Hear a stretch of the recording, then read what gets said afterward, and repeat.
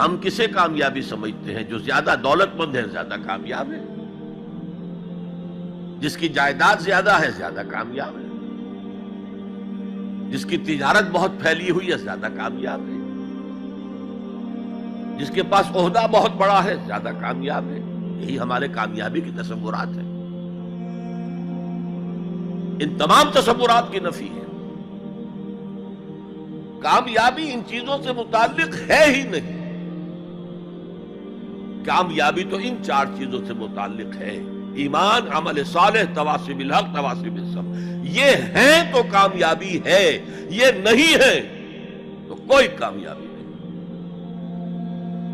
آپ کو سلطنت عرضی مل جائے کوئی کامیابی نہیں، دنیا بھر کی نعمتیں مل جائے کوئی کامیابی نہیں، جب تک کہ یہ چار چیزیں موجود نہ ہوں: ایمان اور عمل صالح اور تواصی بالحق اور تواصی بالصبر۔ اور اگر یہ چار چیزیں حاصل ہوں تو چاہے کوئی آپ کو جانتا بھی نہ ہو، چاہے آپ کسی کٹیا میں رہتے ہو، کوئی محل نہ ہو آپ کے پاس، چاہے آپ کو روکھی سوکھی بھی مشکل سے ملتی ہو، آپ کامیاب ہیں۔ یہ ذہن میں رکھیے، معیار جب تک ہمارا یہ نہیں بنے گا ہم اسلام کے راستے پہ چل ہی نہیں سکتے۔ اس لیے کہ انسان جو بھاگ دوڑ کرتا ہے، جو سعی کرتا ہے، دن رات محنت کرتا ہے، راتوں کو سوچتا ہے، پلاننگ کرتا ہے، وہ کامیابی کے حصول کے لیے۔ اگر کامیابی کے یہ تصورات ہیں تو انہی کے لیے بھاگ دوڑ کرے، دنیا میں گم ہو جائے گا۔ جیسے اقبال نے کہا کہ کافر کی یہ پہچان کہ آفاق میں گم ہے، اور مومن کی یہ پہچان کہ گم اس میں ہے آفاق۔ یہ معیار ہے در حقیقت، جیسے کہ حضور نے فرمایا صلی اللہ علیہ وسلم کہ بہت سے لوگ ایسے بھی ہوتے ہیں جو اگر کسی محفل میں جانا چاہیں تو بار نہ پا سکیں، انہیں اجازت ہی نہ ملے۔ اگر وہ کہیں رشتہ کرنا چاہے تو کوئی انہیں رشتہ نہ دے۔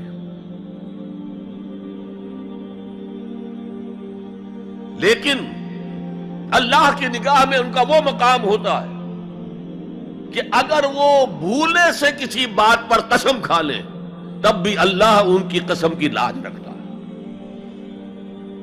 آپ سوچئے ابو ہریرہ کا کیا مقام تھا، ابو ذر کا کیا مقام تھا۔ حضور فرماتے ہیں صلی اللہ علیہ وسلم: من کان یسرہ ان ینظر الی زہد عیسیٰ فلینظر الی صاحب ابی ذر۔ جس شخص کو اس سے خوشی حاصل ہوتی ہو کہ حضرت عیسیٰ کا زہد اپنی آنکھوں سے دیکھے تو میرے اس ساتھی، میرے اس دوست ابو ذر کو دیکھ لے۔ یہ لوگ ہیں کامیاب ترین۔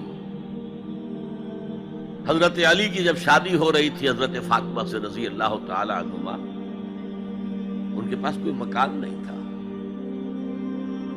ایک انصاری صحابی نے ایک حجرہ دیا ہے جس میں کہ وداع ہو کر حضرت فاطمہ نے، کوئی گھر نہیں تھا، فقراء صحابہ میں سے تھے، مہر دینے کے لیے کچھ نہیں تھا۔ حضور نے پوچھا کچھ ہے علی تمہارے پاس مہر دینے کے لیے؟ اس کیا حضور کچھ نہیں میرے پاس۔ فرمایا تمہارے پاس وہ زرہ ہوتی تھی ایک؟ عرض کیا جی زرہ تو ہے، لیکن ظاہر بات ہے زرہ تو ہتھیار ہے، جنگ کے لیے ہے، جہاد فی سبیل اللہ کے لیے۔ آپ نے فرمایا جاؤ اسے بیچو یا گروی رکھو، کچھ لے کر آؤ، مہر تو دینا ہے۔ کیا اس مفلسی کی وجہ سے حضرت علی ناکام انسان تھے؟ لیکن واقعہ یہ ہے کہ کامیابی کے اور ناکامی کے اس معیار پر ہمارا دل ٹھکتا ہے۔ دل ٹھک جائیں تو کیا کہنے، زندگی میں انقلاب آ جائے۔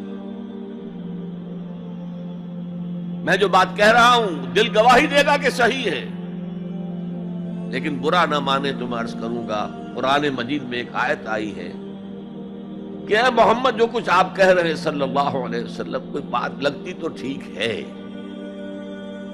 ان نظن الا ظنا وما نحن بمستيقنين، گمان سا تو ہوتا ہے جو آپ کہہ رہے ہیں ٹھیک ہے، ہمیں یقین نہیں ہوتا۔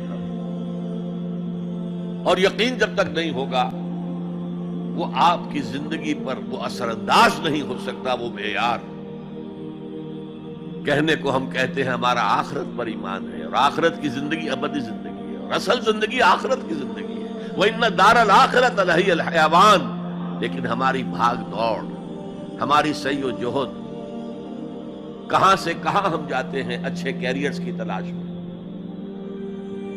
اب ایک ملک کے اندر بھی ادھر جاؤ ادھر جاؤ، ادھر جا کر کوئی تلاش کرو، ملک سے باہر بھی عرب ممالک میں جاؤ، یو اے ای میں جاؤ، امریکہ میں جاؤ، اور کتنی خبریں آتی، کتنے لوگ مرتے ہیں انلیگل امیگریشن کی وجہ سے، پورے پورے جہاز ڈوب جاتے ہیں۔ انلیگل امیگریشن، کس چیز کی تلاش میں؟ کیا اللہ یہاں رازق نہیں ہے، رزق نہیں دے سکتا؟ لیکن یہ کامیابی کی زندگی جس میں چمک ہو دمک ہو، اقبال کہتے ہیں کہ خرد کو خیرہ کرتی ہے، عقل کو خیرہ کرتی ہے چمک تہذیب حاضر کی، یہ صناعی مگر جھوٹے نگوں کی ریزہ کاری ہے، یہ جھوٹے رزقوں کی ریزہ کاری ہے، کوئی اس کی حقیقت ہی نہیں۔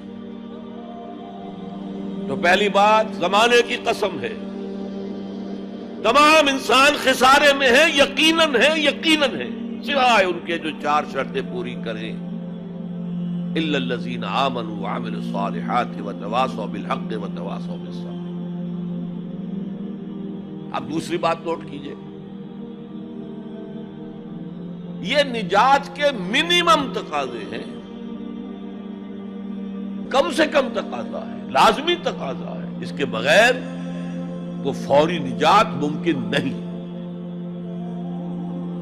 اب تیسری چیز، اور یہ ہمارے تصورات کی بڑی نفی کر دینے والی شے ہے، یہ چاروں شرطیں لازم ہیں،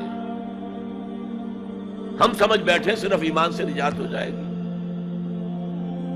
اس سے بھی آگے ایمان ہو نہ ہو ہم مسلمان ہیں، محمد کے امتی ہیں صلی اللہ علیہ وسلم، نجات تو ہو ہی جانی ہے۔ یہی تصورات ہے کہ جنہوں نے ہمیں بے عمل کر دیا ہے۔ جب بغیر کسی سعی کے، بغیر کسی محنت کے، بغیر کسی بھاگ دوڑ کے، بغیر کسی قربانی کے نجات حاصل ہو جائے تو کس کا دماغ خراب ہوا ہے کہ وہ محنتیں کرے، مشقتیں کرے، قربانیاں دے، اپنا خون دے، اپنا مال دے۔ لہذا یہ چاروں چیزیں لازم ہیں۔ یہ اللہ کا کلام ہے، یہ شاعری نہیں ہے، شاعری میں مبالغہ بھی ہو جاتا ہے۔ اللہ کا کلام ایک ایک حرف، جو غالب کہتا ہے کہ گنجینہ معنی کا طلسم اس کو سمجھیو، جو لفظ کے غالب میرے اشعار میں آوے، میرے اشعار میں جو لفظ آتا ہے اس کو گنجینہ معنی کا طلسم سمجھنا، یوں نہیں کہ میں نے ایسے ہی عام طور پہ وہ لفظ استعمال کر دیا۔ اب فارسی میں کہتا ہے زیرے ہر لفظ غالب چیدہ ہم میں خانہ ہے، میں نے غالب کے ایک ایک لفظ کے نیچے ایک میں خانہ پایا، علم کا میں خانہ، حکمت کا میں خانہ، فلسفے کا میں خانہ۔ تو یہ قرآن غالب نے تو تعلیق کی ہے، لیکن یہ اللہ کا کلام ہے، یہاں ہر حرف لازم ہے۔